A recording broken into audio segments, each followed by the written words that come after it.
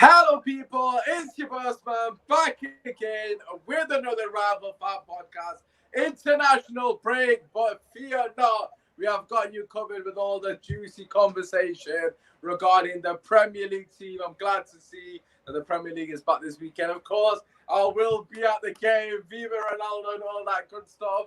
Happy days, first game back at Old Trafford. So obviously, as you can imagine, I'm very much looking forward to it. As always, if you haven't already, make sure you drop a like. Subscribe to the channel, get your comments in down below. Feels like it's been a while since we've recorded a video, but it's only been 2 days. Nevertheless, let me introduce to you our panel for today.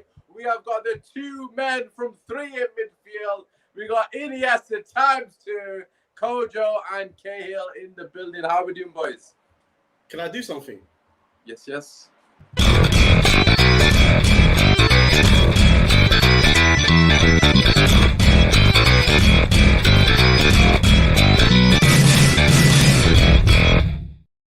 I need to know why you're dropping that. Why are you dropping that? Like, wow. No, listen, it is what it is. It's got its set. I like the fact that it's there anyways. But listen, obviously, welcome to the panel. Obviously, Kojo, I'm not going to say anything. I'll let you say if you want to. But how are you doing, bro? How are you doing? Yeah, I'm living, man. I'm still here, but I've got some time off work, so I'm just focusing on podcast stuff, FIFA stuff, GTA stuff. Yes, you love to see. Cahil, what are your thoughts, my guy? How you doing, mate? How you doing? No football this weekend. I'm assuming you're in a good spirit. Yeah, I finally had a break from God knows. It's only been 2 weeks, but it feels 3 matches, but it feels like the whole season's flashed before my eyes. But no, all good. Just can't wait for Arsenal to embarrass me next week, innit?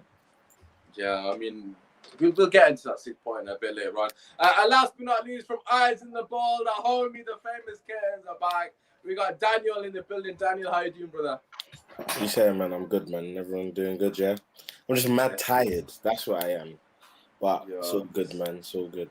We appreciate you coming on. Obviously, I know you've been putting in graft. Daniel just tweeted about his product and that. Cheese. I'm excited to hear the announcement coming very soon. Obviously, that's a secret as well. You can tell us off air because we'll force it. But anyways, that aside, let's get into the show. As I suggested or mentioned earlier, we are going to still be talking about Premier League football because, let's be real, no one gives a shit about international football. As the title suggests, Game Week 4 predictions, we are going to be talking about our teams and how they're currently fared in the Premier League. I know it's only 3 games, but of course, it's the topical conversation. We're also going to go through individual teams and how they're obviously doing. Obviously, Liverpool, their fans are at home with their whiteboards at the moment. We're tallying up all the injuries because they need the excuses, even if it is for players that will never play any minutes. It is what it is. But of course, we'll also be talking about the teams that have shone the most and also teams that have disappointed the most. But listen, let's start with the team that we don't normally discuss. We were going to start with Liverpool, but Hussam is running late. So we're going to start with Chelsea for a change. We don't talk much about Chelsea. Daniel is in the building, so it's perfect for the occasion. Obviously, the way it works, as always, boys, I'm just going to throw the topic out. Whoever's got an opinion on the matter, obviously, jump in, have your say, that kind of thing. I don't want to just sit here and dictate the conversation, so to speak. But Daniel, we will start with you first and foremost. So far, how has it gone for Chelsea Football Club? 3 games in, 7 points on the board, a draw to Liverpool with 10 men. How are you feeling? I think it's fair to say that so far, maybe it's the fan in me, but so far we look like the best team in the league. Whether on paper, if everyone agrees with that, I don't know. But I think in terms of structurally, in terms of systematically, what we want to be, how we want to play, I think it's quite clear how Chelsea want to be and how they want to play this season. If you look at Man City, there's doubts about the lack of a striker and how Grealish will hit the ground running, especially in the big games. Because I'm not really convinced yet about Man City, especially considering how Tottenham were able to beat them by basically sitting very deep, and they struggled to really break them down. And then obviously 2 nice little games against teams that showed no threat at all. Norwich and Arsenal, back-to-back 5-0. So, boy, yeah, that's neither here or there. And then you got Man United, who they're still, despite the amazing players they've got, there's still doubts about the manager. Liverpool, no one was really convinced by Liverpool, especially considering the fact that Chelsea were able to marshal them with 10 men. And also Chelsea had the better chance in that game to actually win the game. And then obviously those are the three teams, so the three title favourites. So out of all the big teams and the teams that can be considered title favourites, I think we look the best so far. Villa at home will be a nice little test for us as well. And I really do expect the points. And there are rumours that Lukaku could have a knock, and also the fact that Havertz has been ill recently. That's why he didn't play in the last international game. But it's a chance to show the depth that we do have, because there's still a number of combinations up front that we can go with. But yeah, man, I'm happy with the way things are right now, the way things are going. It looks good. Yeah, in terms of Chelsea, I think from what you've said, like, I think of all the teams that played so far, Chelsea have probably been the most impressive. I know Spurs are currently sat on 9 points, so of course, Spurs fans might want to put their hat in the ring at the moment, but we know that's not going to last. But in terms of impressive so far, I think the Liverpool game for me was the most impressive for Chelsea. In your personal opinion, you said that you still dominate the game, or you still had the better chances. I think in the second half, you'd expect Liverpool to have the better chance, and I think they did have the better chances. However, Chelsea dug in. I mean, I think it's a testament to the way, you're run under Tuchel. I think that's the most impressive thing that I took from that game. I think a lot of other managers at Anfield, away from home, 45 minutes to play, would have potentially bottled that game. I think Tuchel got it spot on in terms of his tactics. On a different day, I think if the execution on the counter-attack was better from the individuals up top, I think you probably would have won that game. I don't think Liverpool fans would have had much to say regarding that match, because I think decision-making let you down the final third time and time again that game. So I feel like it could have been a so-called Tuchel masterclass, but because it's a draw, it's probably not getting the light that it deserves. I think people need to understand 10 men against Anfield, but against Liverpool at Anfield, with their 12th man as well, biting full song. I mean, that's a fantastic 1 point. So I think in that sense, absolutely, of course, the addition of Lukaku seemed to fit in, no issues whatsoever, as you alluded to, with the extra depth as well.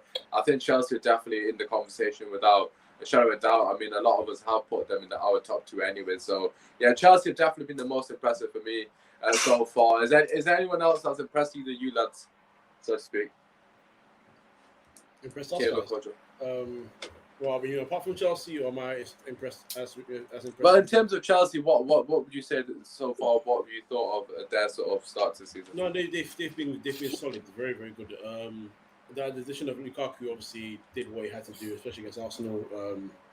And then when you go to Liverpool, I think I still have my issues about him in the big game moments, but I will go out and say that I think if Chelsea had come out in that second half with 11 men instead of 10, I feel like Lukaku would have scored in that second half. I feel like that's where the game was going.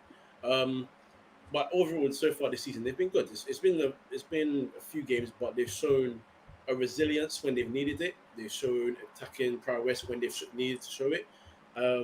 They've got midfield options galore, and they're all quality. They've added quality as well in South, so they've got quality on top of more quality. So for me, I think it's a good start. In the window, they got the window they needed. So in terms of now playing football, looks like they've already got a system going. Their players are playing well. Marcos Alonso's rejuvenated again. So if he's rejuvenated, Christensen has found himself. He's playing really, really well. I had a big doubts about him if he's going to make it at Chelsea, but he's come out strong on Tuchel's management. So yeah, there's no negative you can have from Chelsea right now. Everything is... Quick question, by the way. Yeah. Do you guys think that Maguire is better than Rudiger? Yes.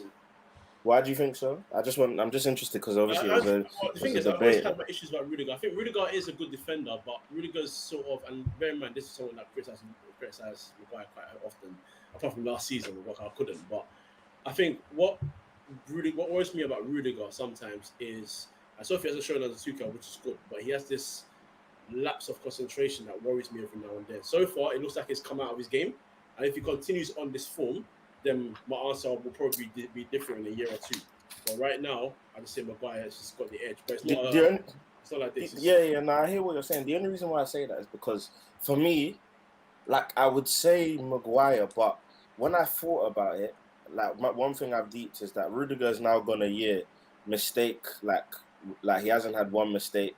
He's been our best, most outstanding. Even though Thiago Silva is still our best defender, he's been injured for a large sample of the game. So Rudiger's been the ever present, and he's been the most consistent. He's been our best defender. He's our quickest, best in the air. I would say, distribution-wise, in terms of long balls, he's the one who plays the crossfield balls, a bit like Maguire. So and Maguire still gets criticised for his lapses in concentration, making mistakes, and being too slow. Maybe it's coaching. Maybe it is coaching because Tuchel obviously has improved Rudiger, whilst many believe that if another manager comes in, Maguire gets better. But I don't know, like, it's a bit of a conversation. Do you know what I mean? I think these sometimes the criticism of Maguire is a bit harsh, and that's me saying that because I think last season in the Premier League, bar the first 3 games, after that he stepped up to a very good level, and in the Euros he was fantastic. So I think he's also had a good season, good year. But yeah, that's why I said it's like this, because the thing about Rudiger is, I think he is good. The things I said earlier, that's what worried me about him, and I saw that in the past. And the Tuchel so far, so good. But I want to see more of that before I can say, all right, cool, maybe you are that now level above. Whereas Maguire has now started to show that he's shutting me up. So now I can say, all right, cool, you're there. But it is a discussion to be had, because the gap is not that big. It's really not that big. Fair enough. Yeah, I mean, just to add to that, I think in terms of Maguire and Rudiger, it's an interesting combo because, like, I wouldn't really compare them two. I feel like they're slightly somewhat different in a sense. Obviously, Rudiger's got a lot better across the ground. And I just think Rudiger has too many mistakes in him. I mean, he hasn't done it of late. I know Maguire's obviously had a lot of mistakes in it, but I just think Rudiger has that lapse in concentration. I mean, I just when I watch him play, I just feel like I'm uneasy with him at times. I feel like with Bailly as well, I feel like it's similar to Rudiger in the sense that they have that sort of recklessness in them. They lack a bit of discipline as well. Like, for me, like, Rudiger's improved a lot under Tuchel, but I just think Maguire's just a lot better overall in the air. His passing range is better. I think that Rudiger's ability, obviously, across the ground is considerably better than Maguire's. It's not even for a question. But I just think Maguire's overall IQ is a lot higher than Rudiger's personally. I feel like that's a bit harsh though. Was Rudiger? I say, especially Maguire. I feel like the conversation you can compare them. They're both centre backs. It's not like one is. They're vastly different players. The thing about Rudiger is, yes, he does have mistakes in, but which defender in the Premier League over the past 5 years hasn't had mistakes in them? Even Van Dijk has had mistakes in it. Even Van Dijk. So to say that Maguire has a better IQ than Rudiger, I think that's a bit unfair. Especially considering the partners that Maguire has had over the years. That I feel like because Rudiger has been Chelsea's best defender before Thiago Silva came through. So a lot of the blame when mistakes were made fell on his shoulders because nobody was blaming Maguire. Look how much he's got. Now, well, I mean, the season before last, yes, but the season at Leicester, I don't think so. I don't think he was this stalwart, this commanding centre back that was excellent in that back. Was it back three at the time? Yeah, no, Cahil, you make an interesting point. Look, I'm not. This is just a drive conversation, isn't it? Because I think it's interesting. But my thing is, the narrative around Maguire has changed now. Yeah. And a lot of it has been to do with his time away from Man United. The England, the Euros definitely boosted up his. No, I think he's done well for United as well. It was at United. He's done well at United, but what I'm trying to say is, I'm just not trying to exclude the fact that Maguire was subject to serious criticism week in, week out, to the point where there were people telling me genuinely that Bailly and Lindelof was the partnership going forward. And that was fact. Kojo's right here. No one can dispute that. Like, that was Kojo. I didn't want him at the club. But now I realize and let me, bro. Even this is all off the top of my head, so it'll be so interesting if we were able to go back and watch the clips, fam. There was a game where Maguire was nowhere near it was zonal marking. I think it was Southampton. Are you talking about the Luke Shaw goal when he drags Luke Shaw back? Okay, I didn't even think about that. That's one.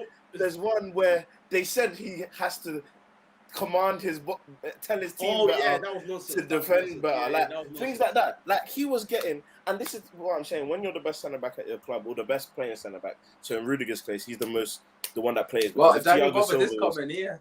I said that last season Rudiger was Chelsea's best centre back, but Daniel said I don't know anything about football because he said it was David Silva. see, Oh, he hasn't been. received the He thing. didn't listen. He didn't listen to them because I literally said Thiago Silva is Chelsea's best centre back, but He is. Rudiger plays. Thiago Silva doesn't play as much because of the injuries that he gets, so we have to be careful with what games we use him in. But yeah, all in all, anyway, just to stop waffling, fam. I just think it's an interesting debate because obviously now Maguire now has his centre back partnership, or the centre back partner that everyone wants him to have, and Rudiger has a year on him. I want Maguire to go a year where he's just consistently good and Man United look good with him at the back. So yeah, man. Yeah, I think that's the fair part. I think obviously Rudiger's, been more consistent for a longer period, so you have to give him that. Look, I'm a fan of Rudiger's as well. I just think Maguire's come on leaps and bounds in the last 6 to 8 months, maybe since January. I would say. I think he's really turned the corner. I mean, Kojo's definitely not Maguire's biggest fan, and to be fair, I wasn't either. So I'm not going to sit here and BS him, but I just think Maguire, for me, his ability to command the box is something that we've really been missing. And now he's got a proper centre back with obviously Varane. I'm expecting him to kick on now. I'm really expecting to see the best of Maguire because he's got absolutely no excuses. Lindelof is a good defender, but he just ain't level. As simple as that. And I think Rudiger's actually had a lot better partnerships in his time as well, which has definitely benefited. I don't think Maguire's really been blessed with great partnerships. I mean, Lindelof and Bailly are good defenders, but they're not as good as the ones at Chelsea. You've got like people like Aspilicueta next to him. I mean, people that experience Thiago Silva and Johnny Evans weren't bad to partners, to be honest with you. I mean, Sionchu is showing his true colours now. He's been absolutely. Well, now he is, but the season at Leicester, when Maguire was there at Leicester, I don't think he was. It was really good, yeah. I mean, Sionchu had a good season then. Yeah, you're correct. I do agree. But his true colours are now showing similar to some of the team's true colours. But anyways, listen, let's get on to another team. Obviously, the general consensus is Chelsea have been fantastic so far. Obviously, as it's an open conversation, Cahil, you'll never get me on bait. You're literally 20th, brother. As the conversation, I didn't need you. I didn't need a bait. You jumped at it, man. Listen, the hook was just dangling there. You just jumped, bro. I didn't need to bait. There was no bread. There's no fish chowder, bro. You just jumped. It's cool. It's cool. Keep us in your mouth with it, man. Yeah, it's fine. It's fine. We're going to speak about Arsenal now. That's what I was kind of segueing into it. Next up, we're going to speak about Liverpool, but Hussam is running late. Whether he comes or not is a different story, so it is what it is. I'll wait until he comes. If not, we'll have to save it for another day. Anyways, let's talk about Arsenal Football Club. Obviously, it's an open conversation, so I'm going to pass the first question to Cahil. Whoever's got something to add, to jump in, obviously, by all means. I just want to say the extra caveat, of course. Arsenal got a game against Norwich. We will be giving our prediction at the end of the show. But first and foremost, a huge game for Arsenal Football Club. Banter aside, obviously, no banter here. It is a 6-pointer without a doubt. No, but it is though. I'm not even. No, but I'm not disagreeing. It was yeah. Yeah, look, you have to win this game. It's as simple as that. If you lose this game, you're sat on 0 points after 4 games, which is absolutely pathetic. And I would be devastated if you lose this game because it does probably mean Arteta will get sacked. So obviously, I'm supporting Arsenal, of course. We've got the Arsenal shit ready. Is this D-Day? That is the question. To you, Cahil, obviously the guys, I'm sure you guys got a lot to say on this as well. But Cahil, will allow you to speak on your team first. Is this D-Day for Arteta? Is it integral that Arsenal deliver this weekend? I don't think it's D-Day for Arteta. It's D-Day for Arsenal Football Club. I think Arteta is going to stay there regardless of the result against Norwich, regardless of the result against who's the game after. Burnley? Who's it? Is it Burnley? It might be, yeah, Burnley. Yeah, I think he's there till December. So, and because every time he gets a bad result, the ball come out immediately and back him. So it is what it is. But the fact of the matter is, this is a very important game. Arsenal have not had a great start to the season, but by no stretch of the imagination, I think if you look at it with context or without context, it's a very tough start to the season. Brentford, we should be beating Brentford. That's fair enough. But Chelsea and Manchester City, both teams are going for titles. So the loss against those two. Sorry to interrupt you. Is it not the manner of the defeat, though? No, that's what my point is. Yeah, as was leading.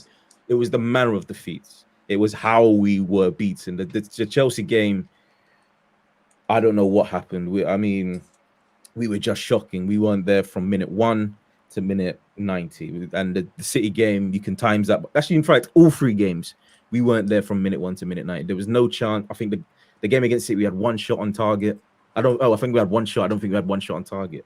So I don't know what's going to happen in the Norwich game. This club does have the capacity to embarrass us again against Norwich, but it should be 3 points. There's no 2 ways about it. We should be beating Norwich.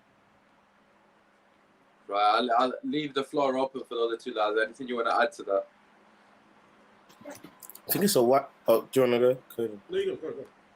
No, I was saying I think it's a wider issue. Look, at the end of the day, there were a lot of Arsenal fans and Arsenal and like just Arsenal mainstream media that were criticising Man United for how they reacted to Sir Alex Ferguson leaving them, and like Man United and Arsenal were in unique situations where they had so much consistency when it came to the managerial department that you didn't know what it felt like to not have the guy that was there for so long. Do you know what I'm saying? When you've got a head teacher or a teacher for that is there for so long and suddenly it changes, you're obviously gonna feel some type of way to the new person, and then the new person after that. It will never be the same as the person who was originally there. So the whole process, like we can't speak about this season in isolation. Like this has been something in the works for a while, in my opinion. Like when Wenger used to say getting fourth was like winning a trophy, everyone was laughing and criticizing him, telling him he's mad, he's this, he's that. So I just think it's crazy now how things have just started to unravel. Fortunately enough, I was able to speak to someone who was covering the Arsenal game at the Emirates, and basically what he was even telling me is he was like, oh, he had already written his match report 20 minutes into the game. He'd seen what was going to happen in the game. He already had his point. No, and that was one of the tricks that they were telling me. Basically, because match reporters, they release their articles like 2 minutes after time. Like it needs to be ready. Like so, they have to do a lot of predicting, all of that kind of stuff, and they kind of get what is going to come out of a game after about 50 minutes. The fact that he did his in about 20 minutes, he was like, yeah, and he said the reason why is because Arsenal are in a state now where there's no real understanding or direction throughout the club. So from the board, in fact from the owners, to the board, down to the manager and his staff, and then the players. It all looks a bit confusing. I've seen I think Arteta will be a good manager. The same with Lampard. I saw instances in both situations, inexperienced coaches, where I saw what these men were trying to do with the club. However, when the going gets tough, when things arise, when other things happen, your man management comes into play. When you need to juggle so many things at the same time, that's where these guys have let themselves down. That's where they struggle. That's where their experience needs to come in, and obviously they don't have that experience. So I don't blame Arteta. It's like blaming a 10-year-old for not being able to tell you the what's it called? To tell you how to explain something in astrophysics or whatever. I don't know. Do you know what I mean? Like you can't blame him just because he's in that class. You can't blame him. He obviously was given the opportunity to do that, and he just can't do it. It's the same thing with Arteta. He's out of his depth. But obviously, for banter's sake, we obviously criticize him and get onto him, innit? But in all honesty, it's all Arsenal's fault. It's Arsenal's fault for giving him that responsibility. To a degree, I agree with you. Look, there is no denying that the board and everybody above Arteta in that position had no idea what to do with Arsenal. That's why they made him manager of the club. They for years they had a guy in Arsene Wenger that ran pretty much everything, ran transfers, ran coaching, was the economist. So he ran the finance. He had everything in his pocket, and that's where they failed. They failed to realize that once that guy left, everything needed to these departments need to have heads, and that these individual positions need to be replaced, because you couldn't have one man do everything. But they haven't filled those positions yet, and yes, that's down the board because I mean they're businessmen. They should, and they're billionaires. They should know how to run a business. Even though, despite Stan Kroenke being called a poor businessman by Vince McMahon, that's another story for a different day. All people. Of all people. But in terms of Arteta and the banter side of blaming him, I feel like if Arteta came to this club and didn't demand the respect of a seasoned vet and made decisions that were nonsensical in terms of loaning out players that didn't need to be loaned out or signing players that didn't need to be signed, then there would be a lenience towards him. But the lenience isn't there anymore because he came in like he did. He still hasn't backed down. He still hasn't apologized for mistakes. So you're going to be criticized if you're not meeting the standards, and he's not meeting the standards. Yes, he won the FA Cup and the Community Shield. Fair dues. That's a very good, especially considering that a lot of managers in some clubs that are in the top 6 right now haven't won anything. But the simple fact of the matter is, you're 8th. No, you're not even 8th. You're 20th now, big man. And this is unacceptable for Arsenal Football Club. So you need to be held to a standard and to a high regard, and you need to go. And there needs to be somebody put in place. I'm not gonna say anything. Listen, I wasn't gonna say anything, bro. I said 20th. I corrected myself. Yeah, Don't exactly. worry. I was gonna. Listen, the unsure. I like it. This one was thinking 8. Where'd you get 8 from? As a United way, so make sure you slap a like. Obviously, subscribe if you are new. If you're watching this on repeat as well, make sure you do get your comments in down below. There are a couple of questions here for Cahil, in particular from Big Ron. Before we get into them, I just want to add to what you said. Look, this is the reason I have no sympathy for Arteta. I think you hit the nail on the head. Is his arrogance. Mm-hmm. He's come in, and I understand, right, that some people would say that he had to come in with some sort of arrogance to obviously demand respect from the individual. I think the way he approached the whole situation was, it showed basically his lack of experience for me personally. The way he dealt with the Guendouzi situation, I know he's a bad example because it seems like he may be a bad egg. However, he is now flourishing. He's now flourishing elsewhere. I know it's early doors there, but I just think he's a young lad. He's going to make Guendouzi, for example, he's a young lad. He's going to make mistakes. You set him out on loan one season. The second season is so excessive. It's embarrassing. I mean, that just shows that he has so much arrogance. I mean, like you said, he's not sort of learned from his mistakes. And I don't think that was a mistake necessarily. It might have been the right thing at that time.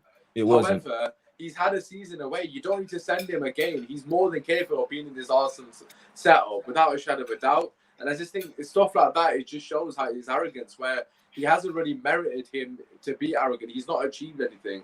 I mean, I feel like his trophies at Man City, or Man City's trophies at Man City, he's kind of claiming them as his own, like he's achieved that. And I'm not discrediting his involvement in those successes, but you haven't done that, big man. That McLaren was under Fergie, McLaren became a shit manager. I mean, there's a lot of, second managers, second coaches, etc. haven't done it as, the first manager because it's a completely different ball game. And I think for me, Arteta, he's dealt with it the completely wrong way. In terms of the board are very liable for the situation. I got, obviously, Lawless put this in the chat, so shout out to Lawless. Arsenal's squad is the 8th most expensive squad in Europe. I mean, that is outstanding as a statistic. It's above Barcelona's. I suppose that one's a bit of a cop-out because obviously God knows if their books are accurate. They're probably not. But plus La Masia as well. Yeah, exactly. But in terms of your squad, you spend so much money this season. You spent touching 160 million for what? The recruitment's been nothing short of pathetic as well. I mean, there's a lot of young talent that you've recruited, but are most of them going to really come in and have the impact that Arsenal currently desire? Absolutely not. I mean, Lokonga's come in and looked half decent, to be fair.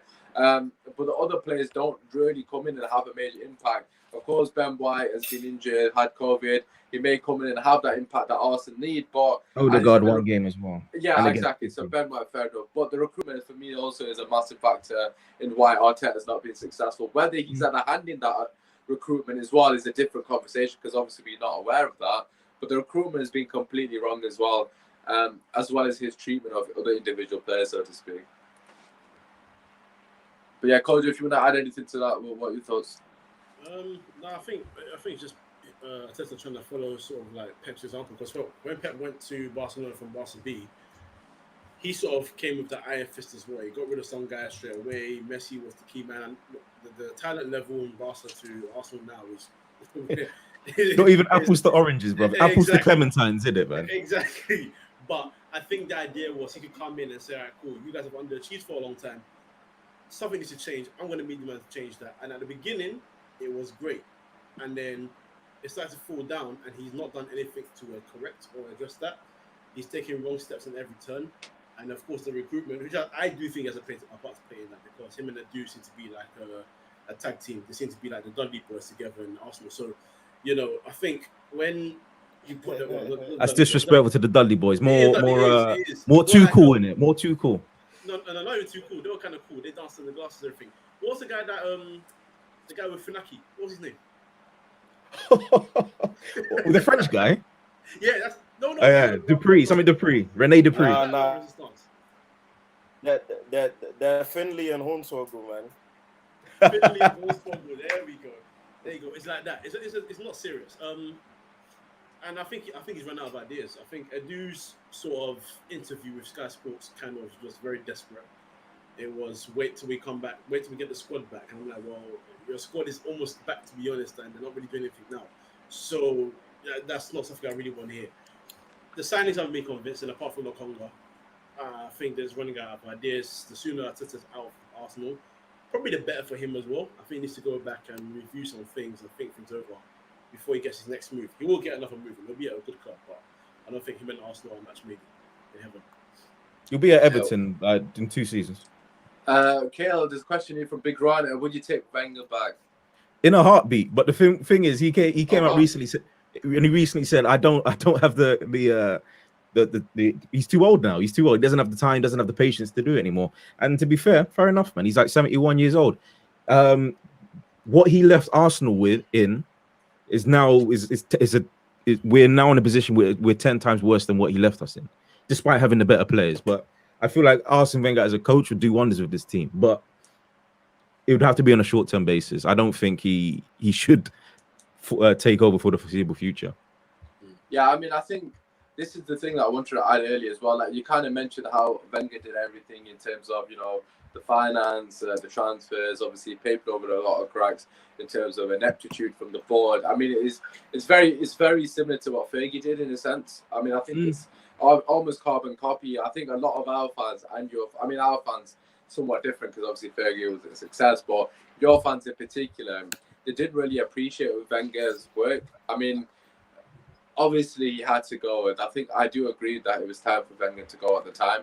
But I think people really underestimate what Wenger was doing behind the scenes. He was behind the scenes. He was Mr. Arsenal. I mean, as you see now, it's going to take time, and it's taken Man United all but 6-7 years to really recover from losing Sir Alex Ferguson. I think Ollie's the first manager that's actually really built something in terms of a squad to actually compete for trophies. I know we haven't won anything thus far, but I would expect Ollie to finally go and get over the line because he's got an actual title-winning team.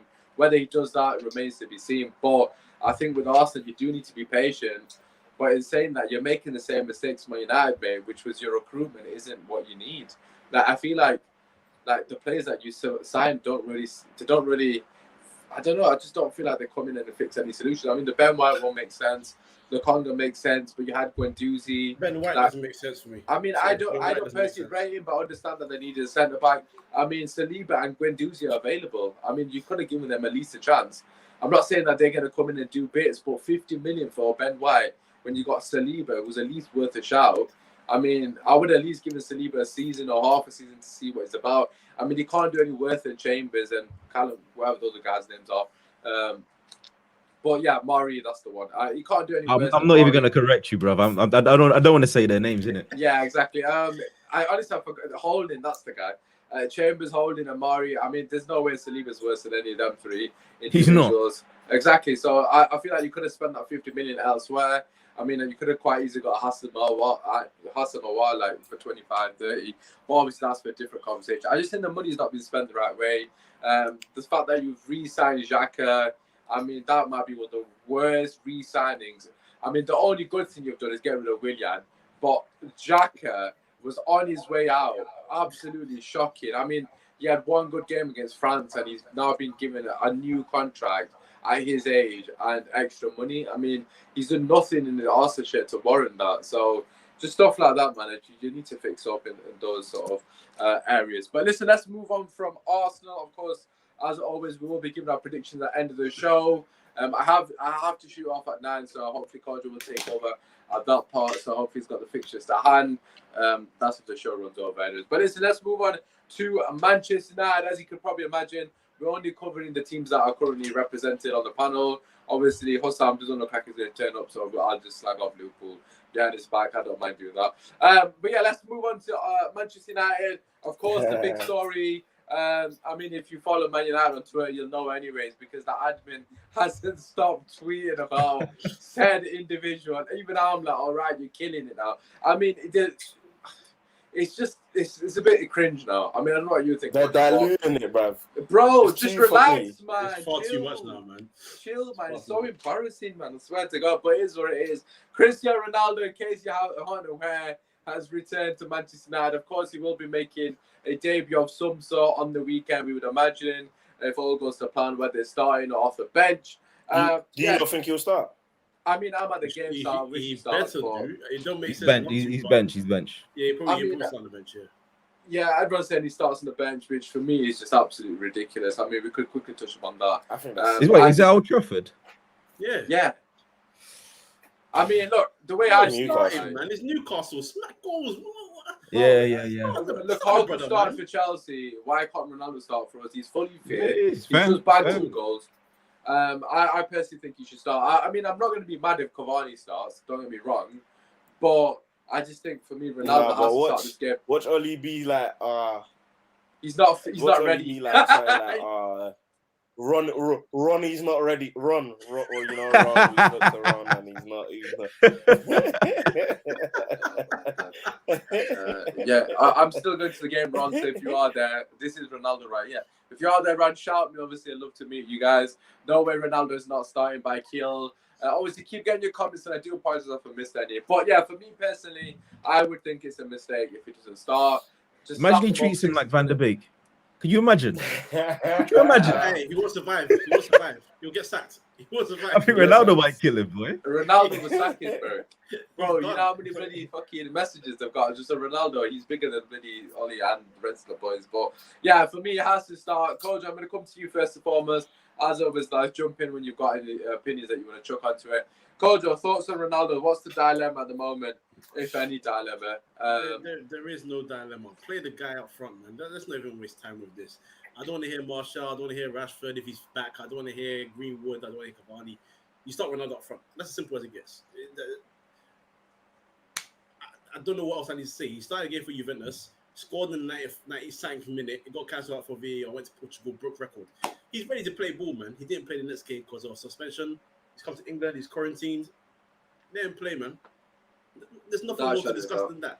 That's as simple as it gets. His number 7. That to me it is simple. Obviously, the lads in our chat, not one of them agreed with that sentiment. I mean, literally everyone said the polar opposite to what me and you are saying right now, Kojo. But the question to obviously the rest of the panel would be, how much of an impact is Cristiano Ronaldo going to have on this Man United team? There's a lot of conversation saying, you know, he might stunt Rashford and Greenwood's growth in particular. I mean, they're always talking about the same shit when it comes to Manchester United. But in terms of impact to either of you guys on the panel, what is Ronaldo to Manchester United? Do you think he's going to be the difference in terms of a real title challenge now? You go, Daniel. It's Daniel, yeah.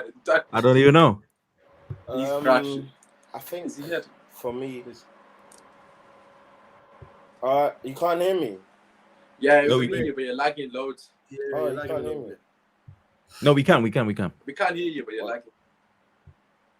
Oh wait, one sec. Right, Kiel, while he's sorting out, do you want to Yeah. give us your thoughts? I'll just refresh. I'll come back.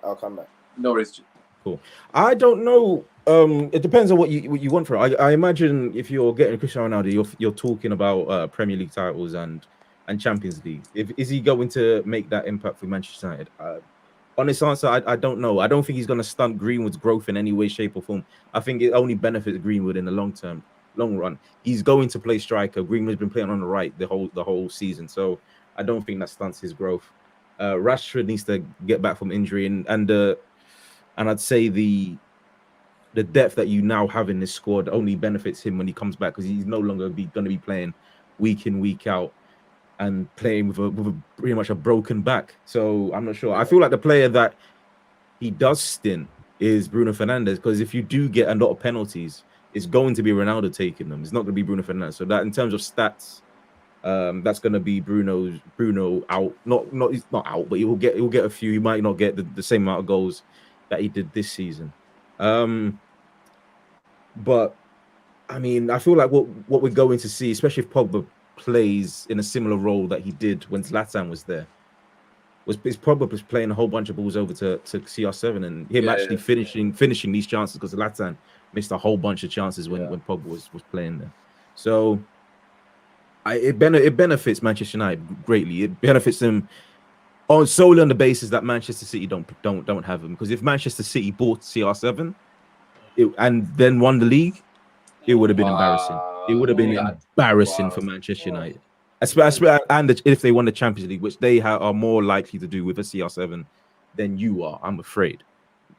It's not being personal. I feel like you guys would agree with that as well. I don't agree with that, but it is what it is. You don't? No, I don't. Actually, Go I on. don't. No, I think the reason being, obviously, Man City have done really well in the Champions League, but I just think we do well in cup competitions. I think Oli has got a good track record of doing well in cup competition. We just have missed that killer instinct. I mean, not banter, but he hasn't won any.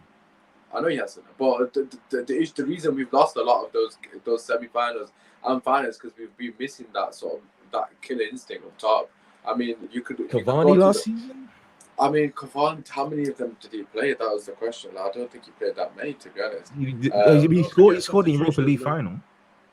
Yeah, he played in Europe. I mean, we were shocking that day, to be honest. But my issue with the whole Ronaldo thing is the lack of creativity. I mean, you kind of mentioned the Paul Pogba thing, which I agree with, Pogba dropping deeper. I mean, I think it's already been said. I think Van der Beek's agents actually mentioned Paul Pogba dropping deeper potentially. But I feel like that's the thing for me. Like Ronaldo and Pogba's link up, I'm excited to that because obviously Pogba's now got someone in front of him that's of elite quality. You saw with Cavani, Pogba massively benefited from that as well. Obviously, Cavani's movement is second to none. The amount of goals that we've set up for Cavani out of absolutely nothing just because of his movement, won us a lot of points towards the end of the season. Probably one of the big reasons we finished second was because of Cavani and how crucial he was in the final third with his IQ. And I think Ronaldo definitely brings that to the table. Obviously, he's just a winner as well. The mentality for me is the biggest thing. I mean, as I've already mentioned, we've bottled a lot of cup competition, and I'm not saying we can't do that under Ronaldo, but just having him in the dressing room when the going is getting tough, we're 1-0 down at halftime. This guy's been there, done it, seen it all, and also Rafael Varane in the dressing room as well. 14 finals, 14 wins for Rafael Varane. I mean, that is an outstanding record for any player. Of course, other players have contributed to those wins as well, but it's just the experience that both these players, above their ability, it's that experience, that winning mentality, that sheer desire to go again. I mean, our players haven't really done that. They haven't gone again in the first place, but in the sense that they may not have that real hunger. Like Ronaldo, man, he's that Michael Jordan to me. Like, he's dying to win. Like, Michael Jordan would do anything to win. And I think we've missed that at Man United. So, yeah, that's the biggest plus for me. I just want to quickly get some comments in from the guys. As always, everyone's just chatting to themselves. So we'll see if I can get any. They're talking about tickets. Don't like to play start a new signing. At least he's considered what? Oli doesn't like to play. Oli doesn't like to play a new signing. I mean, that is definitely been improving. Hussam has finally turned up, which is good to see.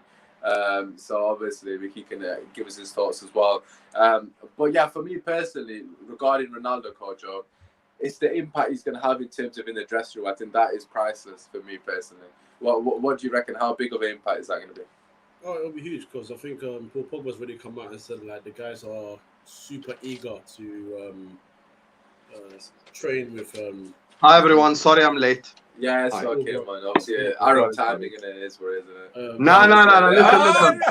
Listen. We went offline and we went into a Scholes Gerrard argument. I was like, listen, I have to go. But then he kept saying something, and I kept saying something back, and it just got heated. No, But I had to get my piece in. Big up everyone. Sorry, I'm late. Sorry. It's all right. It's fine. I'm sure you forgive me for being a 1 minute late as well. So good. But yeah, we're just talking about the best striker in the league at the moment, Hussam. So Cristiano Ronaldo, of course, not Bobby Firmino. Yeah. So obviously, I think he would agree with that, wouldn't he? Anyway. Yeah. Bro, like you're literally preaching the same thing I say. So I have no problem with that whatsoever. Firmino's absolute shite, bro. I have no problem. Oh God. But yeah, Hussam, we just got your. In fact, go, Kojo, finish what you said. Yeah, so yeah, just I think I said Pogba has obviously spoken out. The players are excited, man. When you get someone like Ronaldo in your squad, how can you not be motivated? How can you not want to play with him and want to do better because you know how much the guy wants to win and all of that. So yeah, it will be good for the dressing room. I just hope they can actually translate it to performances. I don't want to see any of the trash that I saw at Wolverhampton Wanderers in the previous week. I don't want to see any of that trash ever again. So yeah, it will be a good start, and hopefully he starts on the weekend so that energy can start coming from the beginning and we can get some more goals. 100%. Also, what are your thoughts? Does Ronaldo signing for Man United finally mean Manchester United finish above Arsenal? What do you think? Listen. I'm gonna just address this in public now. I said if Arteta gets sacked, so if they lose, Usman, I'll ask you a simple question. If they lose next game against Norwich, Arteta gets sacked and they actually get a proper manager in, and that proper manager has 35 games to play. Is it crazy to say that?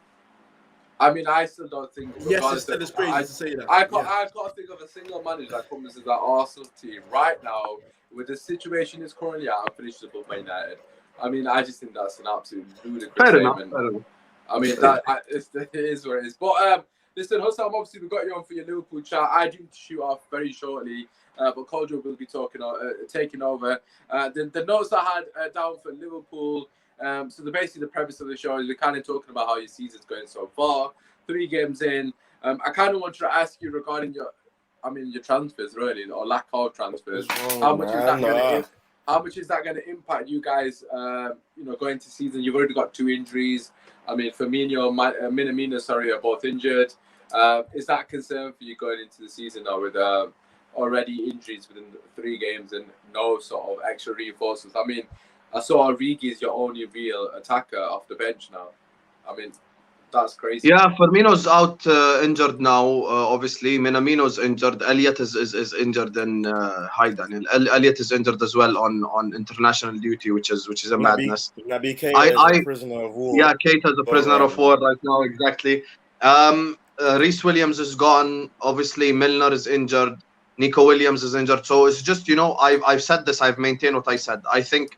For me, there's no excuses this season. If we don't win the Premier League or the Champions League, it's a failure. End of discussion. It's a failure from everyone at the club, Klopp included, and FSG included.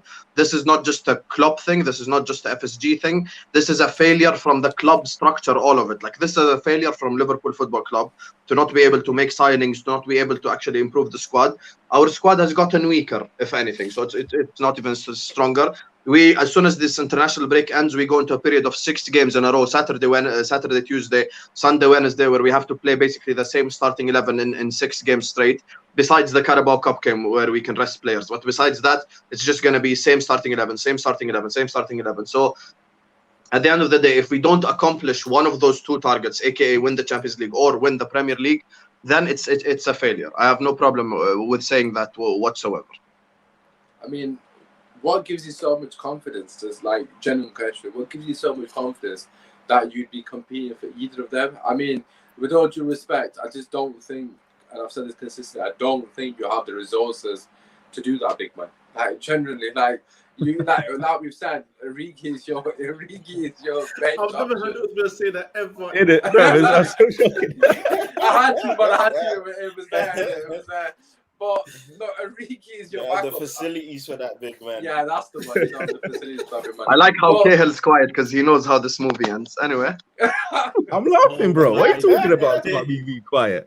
You ain't signed anybody. Why stop talking, innit? You tell him. Cahil, you spent 150 million and you're still worse than us, bro. Why are we speaking? I mean, we're gonna be better than a team that has Salah, Mane, and well, I was gonna say Firmino for a second, but Exactly. but Fabinho, Van Dijk in it. Come on now, man, stop it. Usman, I think you need to work on getting a Norwich fan in here or something, so you know, just Cahill feels better about his team and stuff. So yeah, no, anyway, look, what gives me confidence is Jurgen Klopp. That's what gives me confidence. Like I maintained and I said, there are 3 elite managers in this league.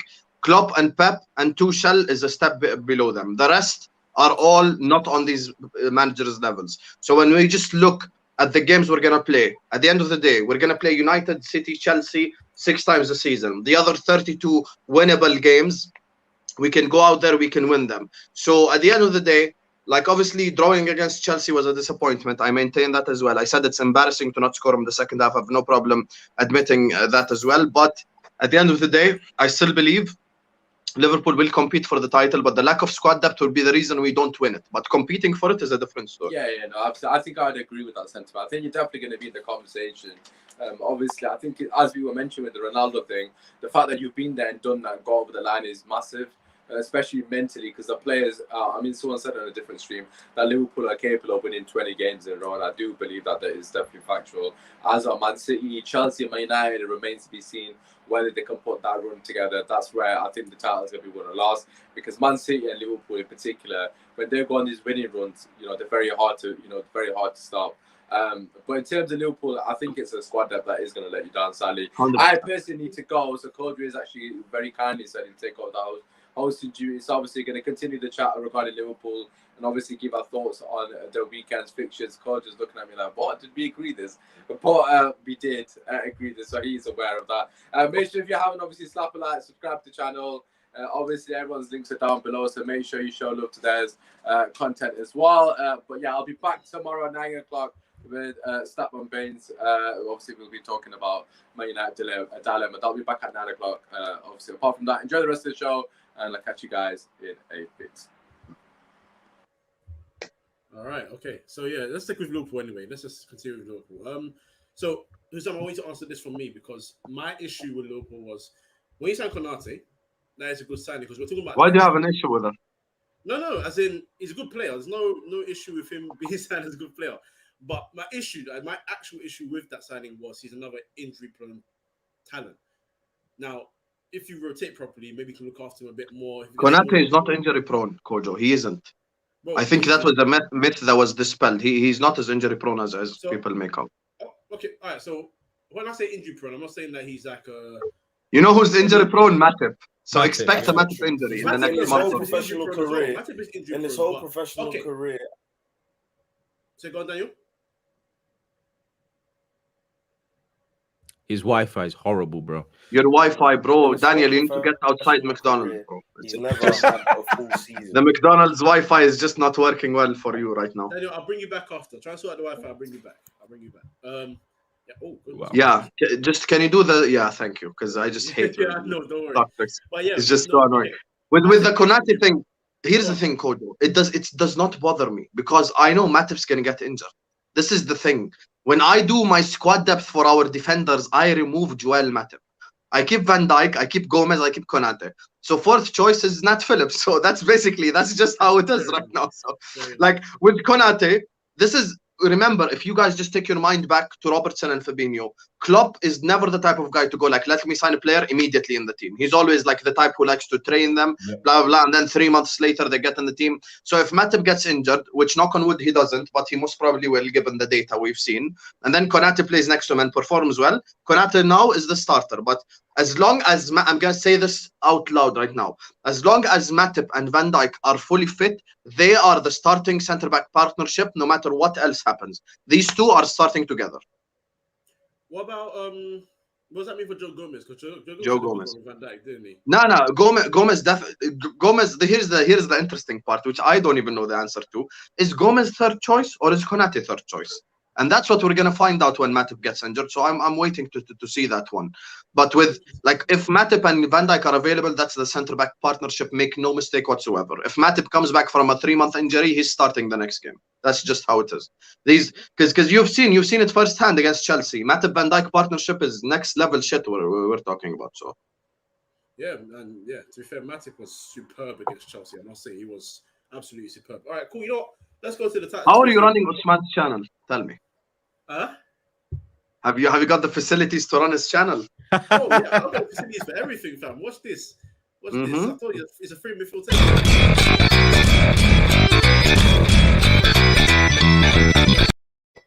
I told you. Okay, he gave you the StreamYard thingy. Fair enough. He gave me the. Hey, he hacked the account. Don't worry about it, man. He's got the facilities. Don't worry. Don't worry. You know what's there. But anyway, you know what? Let's talk about Champions League. I feel with Liverpool. Yes, they Salah was obviously the prime talent. Mane is still. I don't see Mane as the guy that. Mane is finished. Is he? I don't think he is. I feel that goal again. Who's the game you played first? It was Norwich. I think that goal against Norwich says that he's still got something left in the tank. But I don't think it is in the Premier League. I feel like the only chance that you have of winning a major tournament this year is the Champions League. Especially considering that AFCON is coming. And AFCON, so that's Mane, that's Salah. Naby Keita is gone as well. Two games. Just 2 games. They only missed 2 games. I mean, 2 games. I'm gonna say it to you because you have as well players who are going to AFCON, Elneny and etc. What's gonna happen is they've moved AFCON to the international break. So, but basically, what's gonna happen in AFCON, you're gonna have the 2 international breaks. So basically, if Egypt plays Senegal in the final and it's Mane versus Salah, they'll only miss 2 Premier League games. So that's it. It's just 2 games. Yeah. And I think the fixture list is kind for us. So I think one of them is Brentford. I know that's a sad memory for you, but the other one I forgot who was, but I think it was an easy team as well. It's kind of this amazing question from the United Way. What happens if Salah gets injured? We're fucked, mate. That's what happens. We're done. We're done. Goodbye Premier League. Goodbye Champions League. Goodbye everything. If Mo Salah gets injured, we categorically have no goal scorer because Firmino and Mane could not hit a barn door in front of them from 2 yards. Those 2. Jota is amazing, but let's just hope he doesn't get injured. Origi is actually like full on, like he's finished. He's actually finished. He is finished. Minamino, I don't even know what to say. So that's basically it. Salah's our goal scorer. So if our goal scorer is out, we can kiss the league goodbye. We can kiss the Champions League goodbye. Hussam, you obviously we've discussed you don't have confidence or any confidence rather in Bobby Firmino, and you're saying that Mane is done. So let's say if Jota is able to stay fit, who gets replaced first before the other one gets replaced after the Firmino? Mane gets replaced first. Mane first. Yes, when I did the starting 11 for Chelsea, because I wanted to stop Jorginho, I played Firmino, Jota, and Salah. And I'll explain to you why. Jota has scored, and this is something I criticize Klopp for. He should have started Jota, and he should have started Tsimikas as well. With Jota, he scored 2 goals in 2 games. What more do you want from the guy? I think Jota left wing, Salah right wing. Firmino, even when he's totally shit, at least brings something to the game. He brings something different. Mane against Chelsea lost the ball 36 times. Fair enough if you're a Bruno or a Kevin De Bruyne, you lose the ball 36 times when you're trying to create something. No problem with that whatsoever. But as a winger, losing the ball 36 times, as you guys see, the decision-making in the final third is just becoming more and more and more horrible every time. He's dropped a yard of pace. And when people say, we need to give Mane a chance, I am going to give him a chance, but I would just ask them one question as a rebuttal, and one question only. Is Mane going to be fresher than these 3 games we've just had? Because throughout the entire season, it's going to be way worse. It's going to be Mane Saturday, Mane Tuesday. Right now, it's Mane Saturday, rest 7 days, then Mane. So this is the freshest he'll ever be, and this is how he's performing. So I don't know. He's not our Dan James, bro. Allow this guy, bro. The comment section. United Way. This comment you just made, make it again, and then delete both comments because it's just absolutely, it's just so dumb, bro. This guy, bro. Okay, all right, okay. I feel like I have the power to put him in timeout, but that's Usman's brother, so I allow it. All right, Daniel is back. Let's see if the Wii for the feet is working. What's it saying? Yeah, you're good. You're clean. We don't know. Daniel, you're at Burger King now. The Wi-Fi is better. The craziest thing is that I even have only 2 minutes to stay, which is jarring. Daniel, you're going on the terrace as well? No. I'm going on something else, innit? Like I told them I would do 9 o'clock, innit? So yeah, I didn't do terrace today because of I wanted to come on here today, innit? So okay. Well, let's let's give this question to you then, because Hussam is saying that he believes that Sadio Mane is done now. Yeah, look, I agree. Look, one thing you need to understand about players, especially players who overachieve, is you have to expect a potential drop-off. And I think one of the biggest mistakes that Liverpool as an organisation, I won't even put it to Klopp's feet, but one of the biggest mistakes that Liverpool as an organisation have done is that whilst they were at the top, they didn't maintain competitive levels within their squad. Do you know what I'm saying? So when it comes to players like Mane, even Salah to an extent, these guys need to be challenged every single day at work. If you go work knowing that you're comfortable, knowing that, bro, you'll push things to behind, you'll say, yeah, I'll do that later, I'll work on this later, yeah, I'm good, I know what to do. You need to work hard to improve every single day. People need to remember that, yeah, cool, we cuss out Norwich, we cuss out all these dead small clubs, but these guys, there's so much technology and statistics and data that goes into football. Every year, your opponents are learning something new about you. So a move that you used last year will not work this year. Like, it didn't even look like a Mane v whoever. You know, Mane normally is at his man, driving at his man. A lot of Liverpool fans, what they told us was when Robertson comes back, when Van Dijk comes back, Mane will be able to do what he was doing. And even then, even with everyone back now, he's still not able to do what he was doing. And I don't know if he's on the decline. I don't know if he's lost a bit of pace. I don't really know what it is. Like, I don't want to say too quickly that he's done. For Firmino, for example, we knew he was done for a while. His numbers started to decline. We saw there was evidence that he wasn't that impactful, and people were just making excuses for him because he was part of the title-winning team, innit? But with Mane, I still think there's a player there. Yeah. I just think he needs to rediscover what he's lost, if that makes sense. Or it could even be a simple case of, I need to get better at something. I need to do something better and improve on that. Because Salah, I think Salah is probably the only player in world football that I don't think has ever needed to, like, can you honestly say that Salah has improved as a player? So in his time at Liverpool, obviously he's improved. Of course he's improved. I'm being a bit ignorant by saying that. But I mean, like, when Ronaldo was at Man United, you could see every single year he was working on something different. He was learning something different, becoming better at something. Like, he started out as a winger, tricky winger. People forget that he started that phase into being a striker at United. He would still show tricks here and there, but that phase of being a goal-getter, that started at United, not Real Madrid.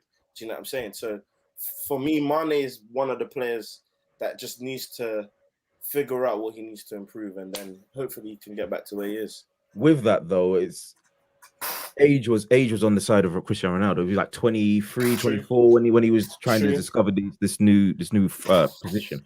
Mane doesn't have that luxury. I don't think that Mane is gone anywhere. I feel like they're just he's knackered, bro. Like, there are a lot of players that are knackered, but the thing about that's different between Salah and Mane is that Salah is a one hell of a goal scorer. Everything's going to go through Salah because Salah gets the goals. So if Mane isn't getting assists or getting goals, it's going to look bad. But you just got to give him time. He's deserved that over the past. He deserved it over the past 2-3 years. No, I get it. He does deserve time, but he deserves time with a bit of competition. It's time with a bit of, if this doesn't happen, this is going to happen. There isn't a contingency plan in place for Liverpool because, like, for example, now look at the injuries that are slowly starting to creep in now, or lack of availability.